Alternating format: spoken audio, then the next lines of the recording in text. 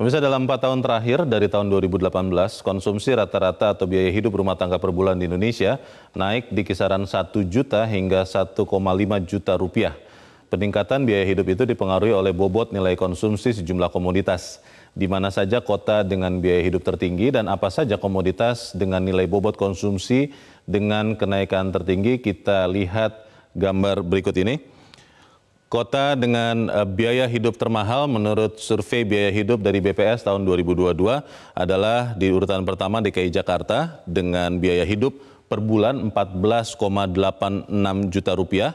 Di urutan kedua adalah Kota Bekasi di Jawa Barat senilai 14,35 juta rupiah per bulan. Sementara Surabaya di Jawa Timur ada di urutan ketiga dengan biaya hidup 13,35 juta rupiah per bulan.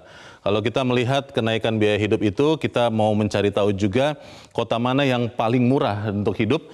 Berdasarkan survei dari Badan Pusat Statistik, survei biaya hidup tahun 2022, maka 3 kota dengan biaya hidup paling murah atau paling rendah di urutan pertama adalah Cilacap.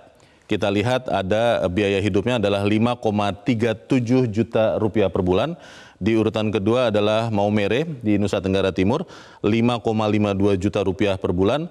Sementara Sibolga di Sumatera Utara tercatat di urutan ketiga dengan biaya hidup paling rendah, itu dengan biaya hidup 5,68 juta.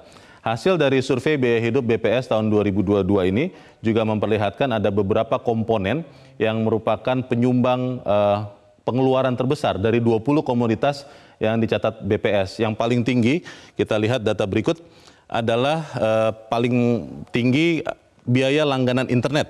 Itu 1,4% dari total pengeluaran per bulan. Nomor 2 adalah listrik 0,92%.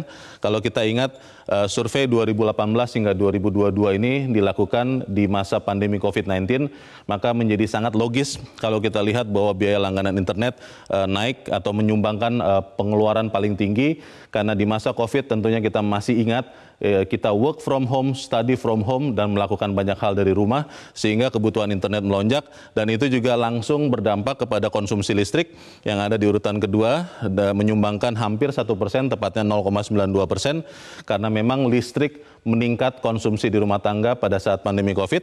Lalu kita lihat juga bensin, karena kenaikan harga minyak mentah yang membuat harga bensin, harga bahan bakar minyak juga naik, akhirnya juga menyumbangkan kenaikan 0,65%. Ini menjadi informasi yang patut kita catat pada saat ini. Jelajahi cara baru mendapatkan informasi. Download Metro TV Extend sekarang.